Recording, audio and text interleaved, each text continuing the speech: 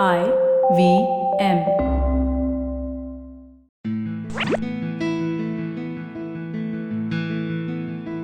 Hello and welcome to the Habit Coach podcast. I'm Ashdin Doctor, your habit coach, and today we have a very interesting episode. We're going to be talking about the habits, the ideas on living with adventure and risk in life and business. And we have a fantastic guest with us. We have Aditya Gupta, and I just can't wait to get into the conversation because we started having a conversation before recording this and it was fascinating. So I'm so excited about the episode we have today. Aditya, welcome to the Habit Coach podcast. Hi, Ashdin. Thank you for having me. I'm happy to talk to your friends and family out there. Thank you. Aditya, can you just quickly tell the listeners a little bit about yourself? Well, I am a business person and an adventure enthusiast, huge on travel, design, photography. So I like to live my life in a very, very balanced way. I work very hard, but at the same time, I party very hard. I go out. I mean, I can be gone for an expedition for 6 weeks, even without connectivity, while I am operating 11 factories and about 3,000 people. Have to be kind of under my responsibility in some ways. So I figured that a lot of it can work out if you just kind of know what to do around it. So my life is has been a very interesting journey. Very thankful to the Almighty for it. I did not know this when I started out. So let's share some of the stories with you guys today. Lovely. We were talking about this whole concept of adventure and risk, right? What is adventure? Where did it suddenly start off in your life? Why adventure? So my relationship with adventure, I think, started off. So schooling I did in Meerut, St. Mary's Academy, typical small town English medium school. Lala business family. My friends actually called me Lala. I used to be. I'm plump even now, but I used to be clearly plump at that time. Hmm. And then I went to University of Roorkee, which is now IIT Roorkee, and I think that made a big transformation for my life as a person, my exposure to the opportunities. It's a wonderful campus, a very vibrant student community, a very close knit teaching community. And there was a club called the Himalayan Explorers Club. So I got introduced to that. And my first trek to the mountains was in 1987 to Pindari Glacier under the aegis of Himalayan Explorers Club. And I think trekking and adventure is one thing which I've realized that when you get your first introduction to it, either you fall in love or you say never again. Like, what the hell is this? Like, why are we even doing this? No in Or you between. say, when is the next I can go? Like, why did I miss it so far? So I think I fell in that basket where I was like, this is it, and it's your love for nature, photography. I was a bit into photography. Even at that time when we had these manual SLR cameras, which I used to buy secondhand from the Chandni Chowk market. And even the second-hand one, even at that time, like 6,000 rupees for a Pentax K100. But they teach you photography in a much more robust manner with everything you have to set up. So yeah, so that's when it got started. And then we did various kinds of adventures, cycling expedition, desert trekking. In the winters we couldn't go to the mountains, so once or twice we went to the Thar Desert, Indo-Pak border, walking in the desert, 42 degrees during the day, -3 at night. Wow. You can't think of any other place where you have 45 degrees of a day to night temperature variation, and like Huge. peak summer to peak winter, so yeah, so that is a very sort of a fascinating thing for a youngster in his below 20s when I started. Then you get hooked for various reasons. It refreshes you, energizes you, but most of all, it shapes your personality and it shapes your relationship with risk and uncertainty. And I think that is the interface with your work life, with your profession, that how comfortable are you with being uncomfortable, and how sure are you about overcoming whatever it looks like is very, sort of unpleasant, risky, uncomfortable. But eventually you see it works out, and that is something which you can't be told. So once you are, like, for example, in these massive rafting expeditions, so I've done a few. Brahmaputra, for example, is typically referred to as the Mount Everest of rafting, Hmm. and a whole 10-day expedition over the river, starting from Arunachal border, and 10 days self-contained into Assam, and then you fall off in this grade 4, grade 5 rapids. And typically the raft overturns. Even in Zambezi, right under Victoria Falls, are a raft overturned. And the waters throw you around like a leaf in a washing machine. Like you are nothing in front of the mighty river. You're just like, and the only thing you have to do is to do nothing. Just let it throw you out. Because if you can't be swimming in it, and in Zambezi, for example, there's a lot of crocodiles, but they're not in the rapids. So you are safe from that. You just have to hold your calm for 60 to 90 seconds and you'll be out of it. You try to do too much within the rapid, you're fucked. So I think those are the things which sometimes you just have to let it pass. Avalanches, major storms, rock falls happening, you're crossing a mountain, there is a slope, rocks are coming in. So you have to know that it will be fine. Just hang in there. Just hang in there. Don't open your mouth when you're inside the rapid, don't. So I think that has a lot of parallels in life. Sometimes it's not a question of 60 seconds, it might be 60 days in the middle of a project or some other situation. And there are immediate parallels between the adventure sports that you enjoy and the adventure of business that you enjoy. Yes, there are, because one is that because you enjoy the adventure sports side and because you're comfortable with it, so you're not, an entrepreneurial spirit requires you to be obviously committed to the idea. You can't be just toying around here and there, because you understand the grit that will take it, that it will take to actually cross the hill. And you understand that grit actually gives you joy, and especially, most so in retrospect, but even while you are at it, you know that these are things which are, there is an important quote I read it at a bar in Galapagos Islands, next to a very quaint bar, and this is a little cardboard thing. Charles Darwin says the difference between adversity and adventure is your attitude. So the same thing can seem like adversity, which is the same thing in work life. And if you look at it, okay, this is adventure, then it can be something which is fun, something which has to be sort of, enjoyed and gone through because you're volunteering for it. But the moment you see that this has been thrust upon you for some reason and this was not supposed to happen, and so on. So yes, there are immediate parallels. There are not only parallels to the result, but there are big parallels to how you feel while you were through it. And work life and entrepreneurship is not a sprint, it's a marathon. Right? So it is a 20-year, 30-year, 40-year expedition. And if you're not feeling okay with it, there is no way that it will not affect the results. There's no way.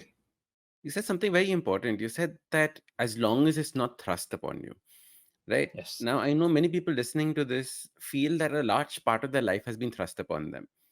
They have to do these things. It is part of their duty, etc., etc., etc. I'm sure some things like that would have happened to you as well. How would you navigate out of So I situations want to like make this? a very clear distinction that when you say thrust upon, so everything has a part which is not something. So you can't be picking and choosing. It's not an a la carte menu that your life is going to serve you to say, okay, I want this one and I don't want that one. So most of life actually happens as a package, right? So if I am off to climb Everest, there are a few things I wish they were not there. Maybe 20%, maybe 30%. And if I allow myself to be overly focused only on that, so essentially you are lucky if there is 30% of your life which is entirely as you want it. There is about another 30-40% which is kind of acceptable, you don't mind around, but there will always be that 25-30% which is absolutely disgusting. You wished it was not there, you can't absolutely deal with it. The best way to deal with it is to not be bothered with it, and to say that okay, the hona hi hai na, this is because I am getting the rest of the 70%, so this 30% is acceptable because of that. It's almost the same reason you live in a marriage, right? I mean, which of the spouses are 100% okay? You're lucky if you're 50% okay. You're getting by if you're 30% okay. But in life, suddenly we want, abhi boss acha nahi hai, job acha hai, chalo boss. So that part, yes, when you say it's not thrust upon. So if my whole expedition has been thrust upon me, well, that's a trouble. Correct. That I hope that we have that much courage in life to say, okay, this is not what I want. But then picking and choosing segments of a big a big picture, you can't be choosing every piece of it. Yeah. So that's where I would like to make draw that distinction. You have to go through the Kumbu ice fall to get to the summit. Absolutely. So And Kumbu you has don't fall want to full. do that. No, and it is very, very dangerous. It is also a part of the thrill of it, and it happens right in the beginning. I mean, so essentially the Everest climb, since you mentioned it, you get to Everest Base Camp, which is a total party. I mean, Everest Base Camp is easy. There's no other trek in the world, I think. Yeah, People make a that's my big deal first trek. about I it, loved it. Hmm. but it is beautiful. It is very simple, it's very safe, it's very well provided for. There are tea houses. You're sleeping in nearly a get. I mean, today it's almost like if you want, you can actually sleep on a hotel, like right up to, pretty close to Everest Base Camp.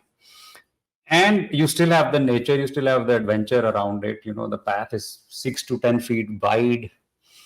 There is it's almost never very steep or dangerous, so it's very, very easy. The moment you are at base camp, and now you are in phase two of it. I mean, phase two, the main thing of it. The first thing you cross is Kumbu Ice Fall, which is pretty much the diciest part of climbing Everest. After that, it's altitude and sort of determination to just follow through. But the in terms of just technicality, it's a complete baptism by fire. Right as you get onto it, and that is something which can happen to you also in career, in a project. So sometimes you have to be able to sort of go over that hump, because the big picture is what you love, and okay, this part you don't love, but you are in it not for this part, you are in it for the whole thing, and this part just comes along. Airline food, for example, no matter which class you travel, airline food is what it is, but okay, So you it's have to get actually to very somewhere. interesting, right? Like even with the Kumbu ice fall, you have to do it multiple times in order to get up Yeah. there, right? So like the first time versus the second time versus the third time, how does it feel each time? So I think the first time it's a little more threatening in your mind, because you've heard about it, you've read about it, you've seen the YouTube videos, so you are still going through it, so you're a little bit uncertain. And Kumbu Ice Fall, for the people who don't know, I mean, it's a massive ice fall right at the sort of the mouth of the base camp, and about 1.4 kilometers of it of stretch to reach up to Camp 1 from base camp. So Camp 1 is about 17,500 feet. Base camp is 17,500 feet. Camp 1 is about 20,000 feet. So that 1.4 k, 3,000 sort of feet of climbing, and if you can finish that in about 10 hours, you're doing fine.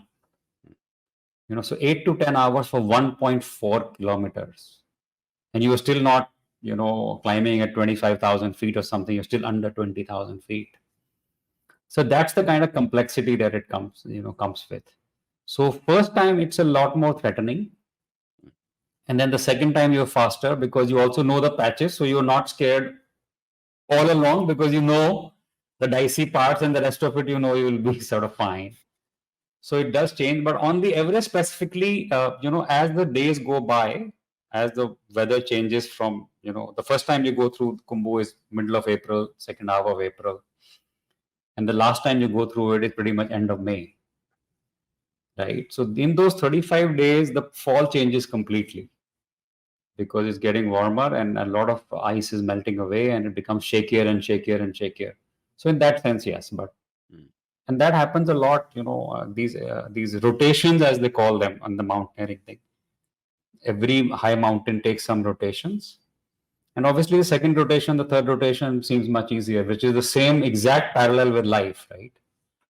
So some of those things seem very difficult on the first day, or also in your mind, and then say, "Nahi, itna, there was no big deal. I mean, it's okay." Some of those things, yeah. And business wise, what would have been like some of your Kumbu ice falls that that was damn scary, like the first time you went through? Like what are things that typically we would go through as entrepreneurs? See, for me personally, even the decision to get into the business side of it, because even though I'm from a business family, but the family businesses at that time when I was just making this decision were kind of struggling. and our parents had done the hard work of getting started with this rug manufacturing at home, but it was still a very small business. And I did, Roorkee, and then I did FMS, MBA. So there were multinational companies, jobs, and things which were available. It was still, for compared to a small business, they were offering a career which can seem attractive to a 21, 22-year-old kid. And I was definitely charmed, and I had a job offer from American Express, for instance, but there was a conversation that I was having. I used to have these walks with my mom after dinner, Mm. and this conversation. She said, "Oh, you can do whatever, but the point is that you should look at yourself as somebody who will be giving jobs to people and not taking jobs from people. तुम्हें तो नौकरी देने वाला बनना है और नौकरी करने की ऐसी कौन सी बात है types. I think there was so that time when you're getting into it, and then you start very small and you start very basic because you're in Meerut and you're in the carpet business, and you don't know what's happening. So you can say that, and then there are, so in business, I think the combo. So in Everest, things happen in a sequence. In business, they don't necessarily happen in a sequence. Sometimes the first part is quite easy, and you're very excited and very enthusiastic, and there are a few early wins which make you feel that you are on a roll, and you go further up, and then suddenly the whole texture of the trip completely changes, and that can last for months or sometimes even years. Sometimes there can be setbacks, there can be financial issues. So I think the business journey is one of the lessons from my book, 7 Lessons from Everest, is expect to deal with the unexpected. And the essence of that is that no matter how well you plan, no matter how you think you know everything about whatever you're doing, there will still be things which can just come out of the blue, and you cannot be prepared for it because you never knew this is going to happen. Mm. But what you can be prepared for, the fact is that there will be things which will happen which you don't know that they. So essentially, when they happen, then you're not panicking. So you expect that some unexpected stuff will happen, and you don't know what exactly will it be, when it will be. But at least in your mind, you are aware that there will be some such stuff, and it can happen at any time in any intensity. And that time, I am not going to panic. I'm going to focus on fighting the thing because it was an expected thing. It's just that you didn't know the specifics of what to expect, but you expected that something will go wrong. So this is a very important thing, and which is something. People have gone through these things in the past, so they know what the entire pathway is. Absolutely, absolutely. Um, what are some of the, like, for example, in your entrepreneurship life, right? Like, what are some of your must-do habits that you have to keep you on track, either dealing with risk or the adventure of it? But these are the things that are non-negotiable habits that you have for yourself. I think as an entrepreneur, I would put resilience at a very high pedestal. Then comes obviously tenacity and sort of determination to do whatever it takes, because usually things don't go as you think it will go. Mm. And resilience becomes even more important, I think, as you become more and more successful. So that is something, one may think differently if you're not, but as you become more and more successful, the reason for being an entrepreneur and the reason to deal with the struggles of being entrepreneurial as a career is not money anymore. Because you have money, and you know that, okay, even if I shut this down tomorrow, my life doesn't change, my family is fine, my next generation is fine. And that time you have to still deal with setbacks, and that time when you have to deal with frustration, it's very easy to say, you know what, dump it. So I think as an entrepreneur, you're not driven only by money. It is that whole idea of achieving what you set out to achieve, getting very motivated by that journey itself. And yes, there is money is the scoreboard in some ways. There are other things on the scoreboard too. And depending on the phase of life, the valuation keeps changing or different factors. But resilience comes in handy at all stages for different reasons. The tenacity of purpose is what I would like to say, that what purpose is it that one is there. And if those things are a little bit unclear or misplaced, even if they're within you, but you have not noticed them yet, you know, So being a little conscious of those things definitely helps. This goes, I'm talking about some of the nuances. Obviously there is other stuff which is hard work, entrepreneurship, originality, creativity, this, that. You have to be managing people. So on the one hand, especially as an entrepreneur, you have to be tough. On the other hand, you have to be human, you have to be soft, tough with who and when, soft with who and when. So all of these people skills, people management skill, ideas, financials, all of those things obviously kind of go without saying. But some of the things which are more parallel with adventure, for instance, or with phases which actually can make or break you, I think resilience and tenacity of purpose are two things which come to my mind, which are very high on the agenda, and regardless of the scale and regardless of the stage of your business. So some other things change with scale. When you're starting out, there is something, and after 10 years, there's something, and another 30 years down the line, something else. But resilience, every day you want it. You need it.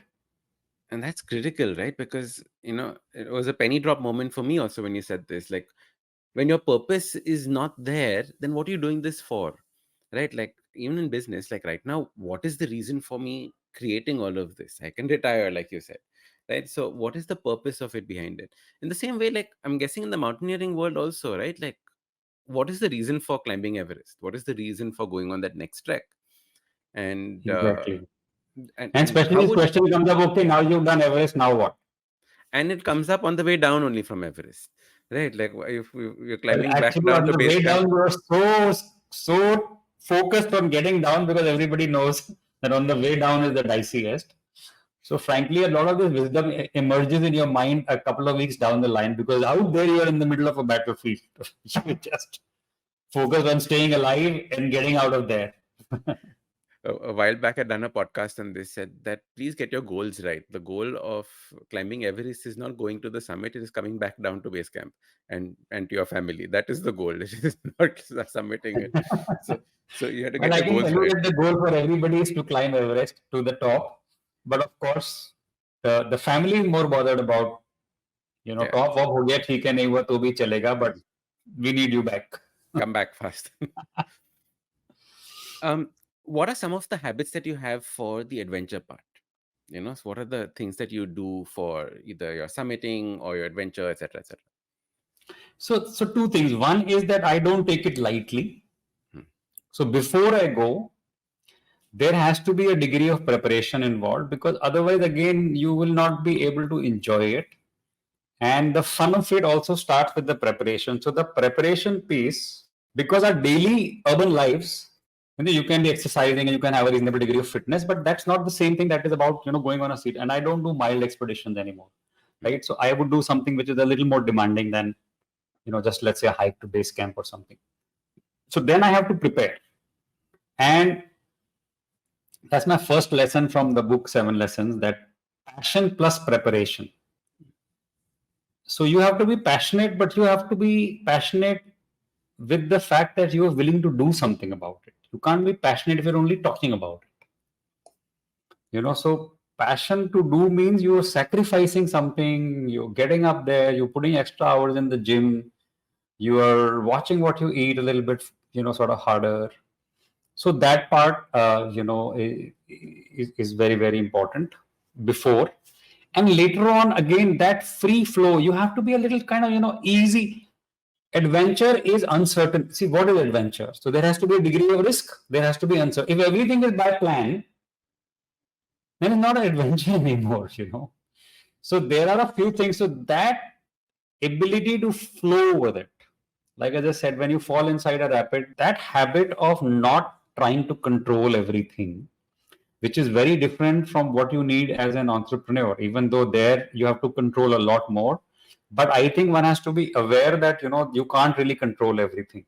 So sometimes you have to leave out a few things, knowingly that they are probably not in the best shape, but you have to prioritize, you have to accept, as I said, package deal. 70% is going right, these 23-30%, okay, we'll get to that, but eventually. So that ability to first of all be prepared for what you are up for, and don't take it easy. Enjoy it as taking it easy on in the flow of it. So there are two very different aspects of it. Once it's the stuff that is in your control, you can't be too easy about it. Okay, because then that is being insincere about what you're trying to do. So being easy mentally and being easy because you're too lazy and you're not disciplined enough to do what it takes to do, then obviously you're setting up yourself for a terrible time ahead. Correct. The preparation, knowing that you have prepared well, also makes a very big difference to your mindset. So when things go wrong, if you have done your jobs right, you know that I'll be able to handle it, and this is what it is. But in your heart, when you know that you have not done your groundwork only in the first place, and then something shitty shows up, then you're already panicking inside because you know Hmm. that you didn't do this part and you're not up for it. You were hoping it will not happen, but hope is not a plan. Correct. And it's so easy to say that I've done this before, 1,000 times, like this time is going to be a Nah. cakewalk. So like when we were talking about this one desire to get up there, right? You must have spoken to so many people across your adventures.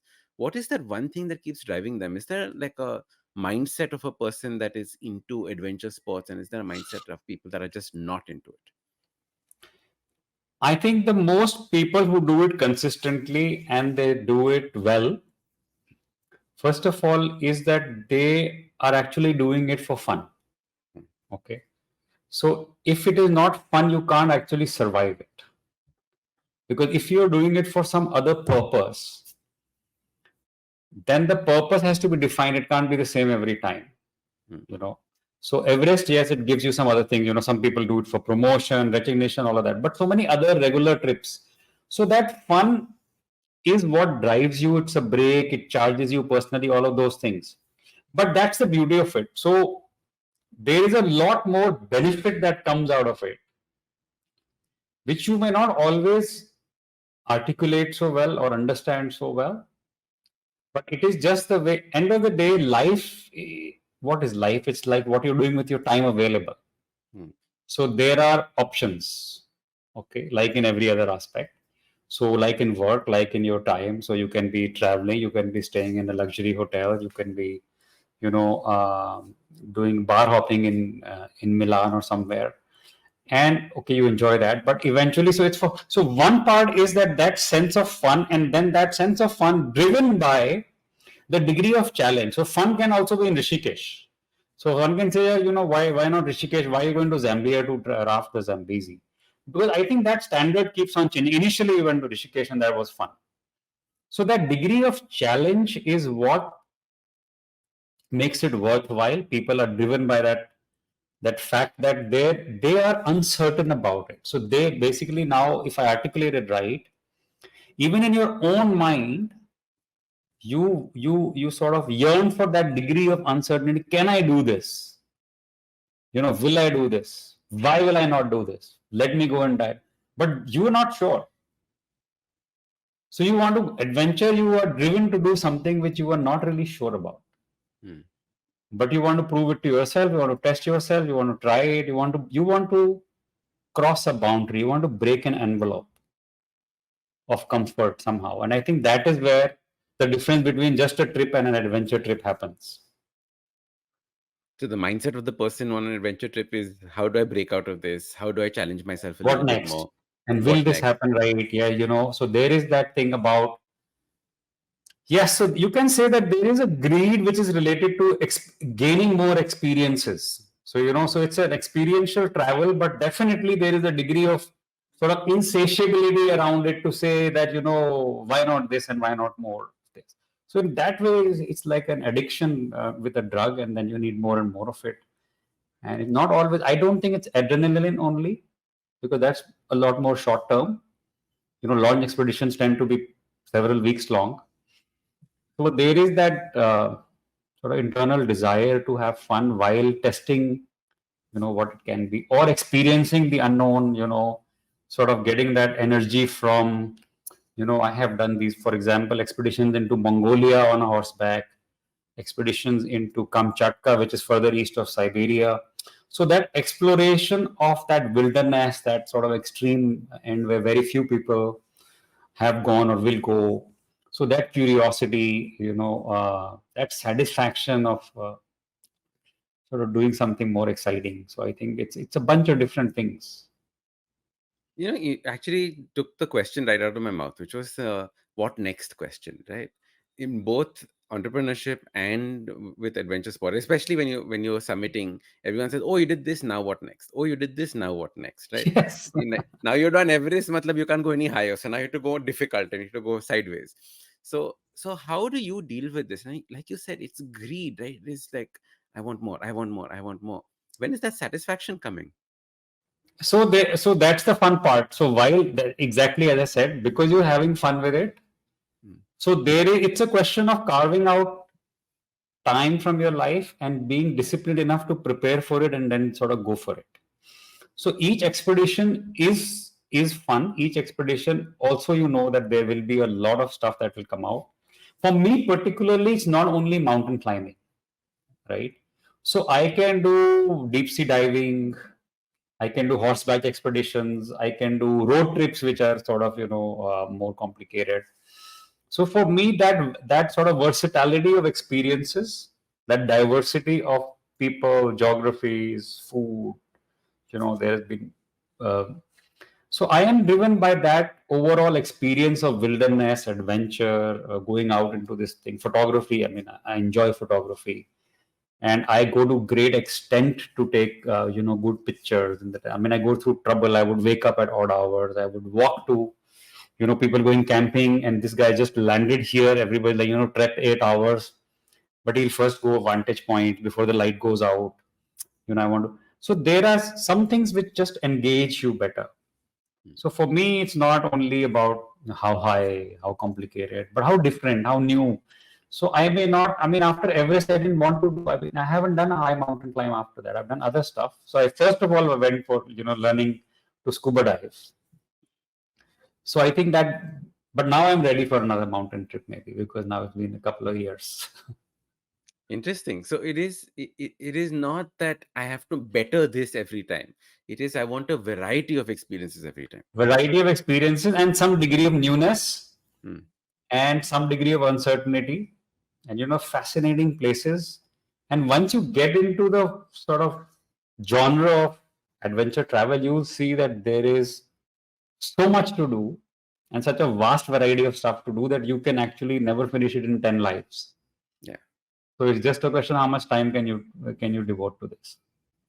Because this also answered a question for me and my adventure sport journey. So I started with EBC, obviously, because that was like the easiest and glamping kind of thing. Then we did Stokangri, then we did Kili, and then we were doing Kangyatse too. And I was like, why am I going only after these high mountains? I only now want to do pretty treks. So now, it slowly changes into a different direction on what is it that you want to do with these adventures.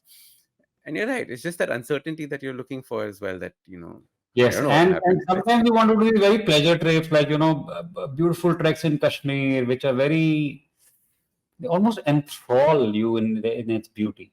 And you know Yeah. that itna bahut uncertainty and risk and all nahi hai because if you've been doing mountains, then trekking at 13, 14,000 feet, unless there is a very bad weather incident or something, Hmm. kind of nice and comfortable, and you just enjoy it.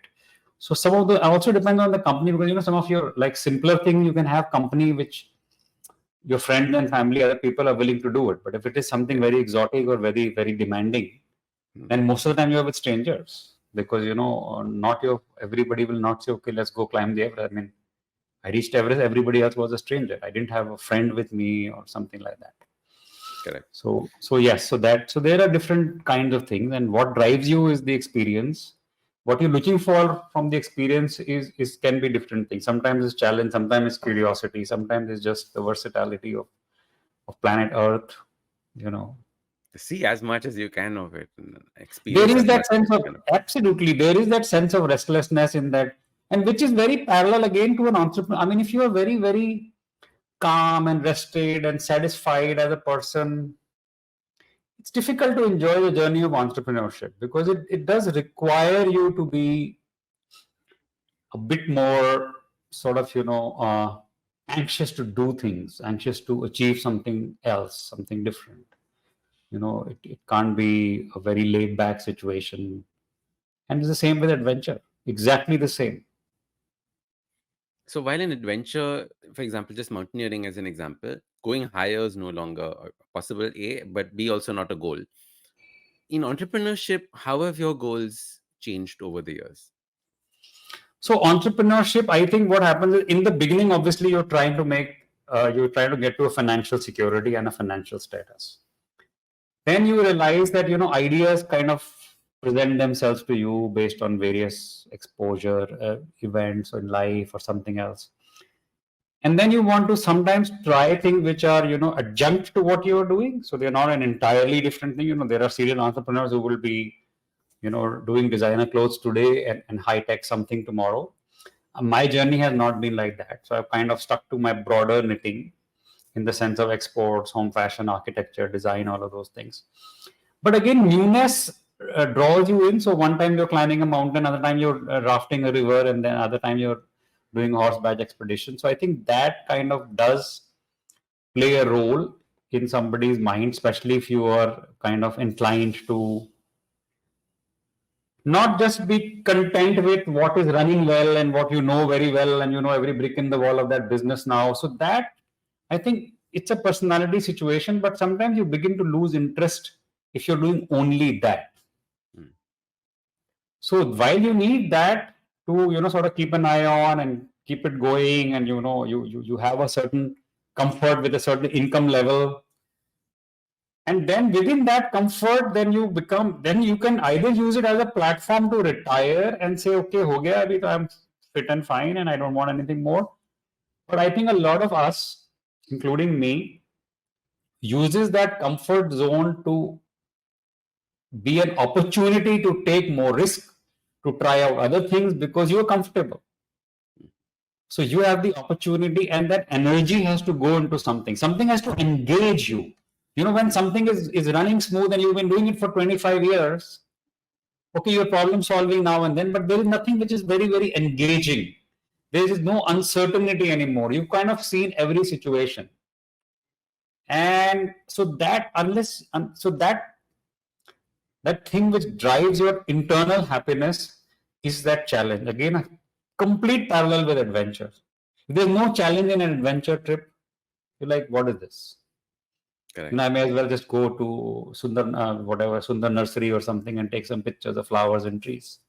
But so that challenge and uncertainty, and I think entrepreneurship, even careers, not only entrepreneurship, people who've done very well in a career as a professional, sometimes they want to do something else. Somebody very close in my family, I knew he was running a large multinational with a couple of thousand people in a certain thing, and now he's gone to Himachal and doing his thing for the farmers and doing, apple farming. But he's taking a professional route to it. He went to Italy, he learned what they're doing, the whole yield per acre and so on.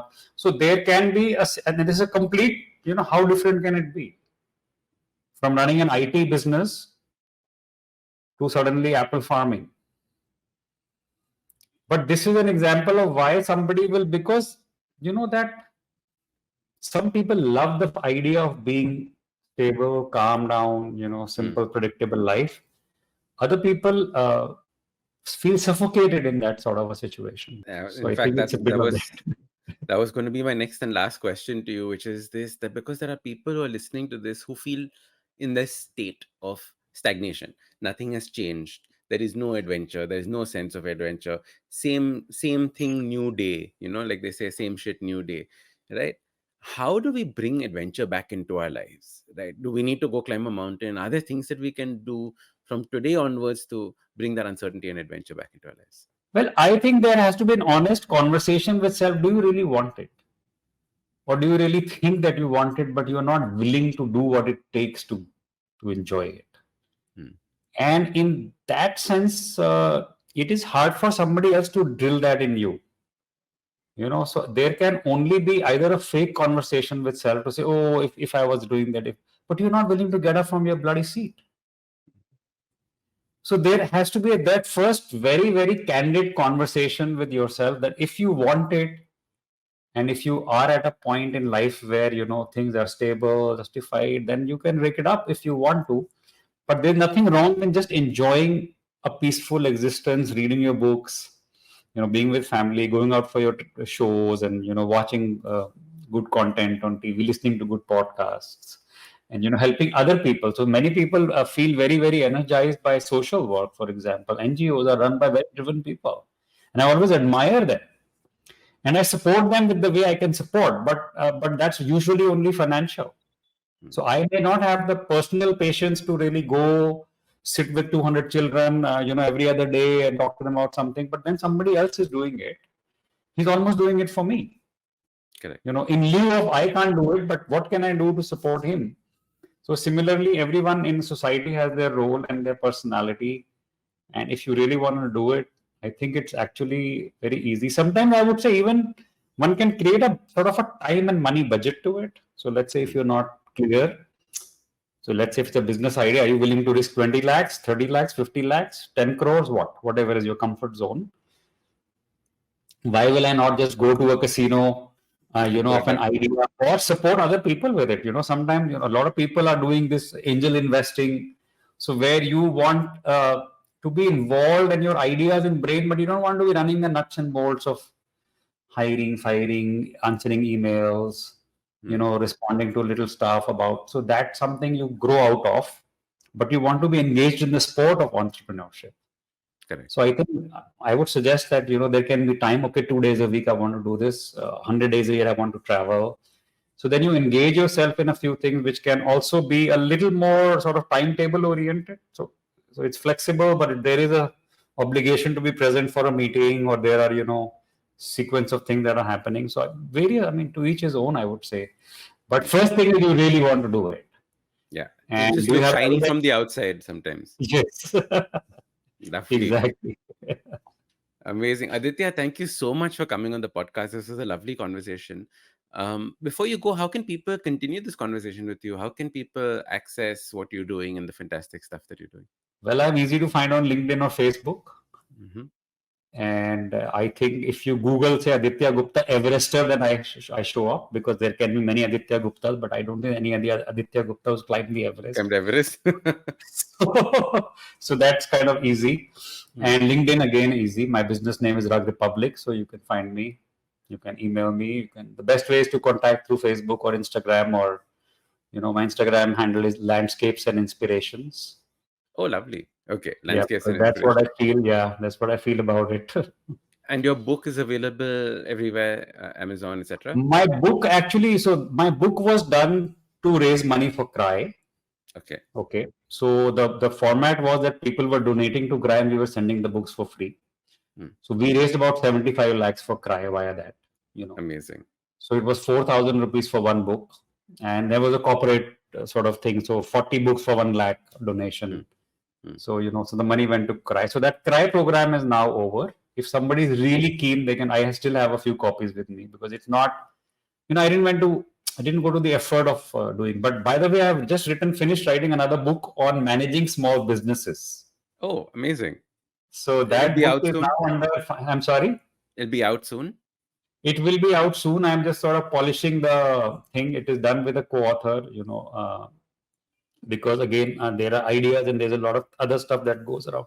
So once I Hmm. did had it not been COVID, I would probably not have done the 7 lessons from Everest, because I was just Right. at home. And then you needed a motivation, like we talked, the reason. So that reason could not be, I knew that I'm not going to sell 50,000 copies of this. Hmm. Enough people have been to Everest and there's a lot of content. But the drive to raise money for Cry, Hmm. That drove you. Yeah. that really helped me to put in the hours that was required. Lovely. And then want to do a high quality product so that it becomes a corporate, gift worthy thing. And most of the books basically were corporate gifts, either by friends, family, or even people who just, reached out of the blue. So if somebody is really keen, it's a lovely book. It's a coffee table book. I still send out the money for charity. It's Hmm. not directly to Cry, but they can choose it. We want to donate 10,000 rupees to this. Will you send us a book? I'll definitely do. Amazing. Amazing. Thank you so much for coming on the podcast. It was absolutely brilliant. Thank you, Ashton. Thank you for having me. Lovely talking to you. Same here. If you like this episode, don't forget to hit subscribe. Also, give us a rating. It really helps with people discovering the podcast. If you like podcasts like this, check out other interesting podcasts on the IVM network. You can also watch all the episodes on the Habit Coach Awesome 180 YouTube channel. Follow us on social media. We are at IVM Podcasts on Twitter, Facebook, Instagram, LinkedIn, everywhere. You can also reach out to me. I am Ashdin Doc at Twitter and Instagram. You can connect with me on my website, awesome180.com. You can also check out my 2 new books, Change Your Habits, Change Your Life, and the second, The Book of Good Habits for Kids. I am Ashdin Doctor, your habit coach. IVM.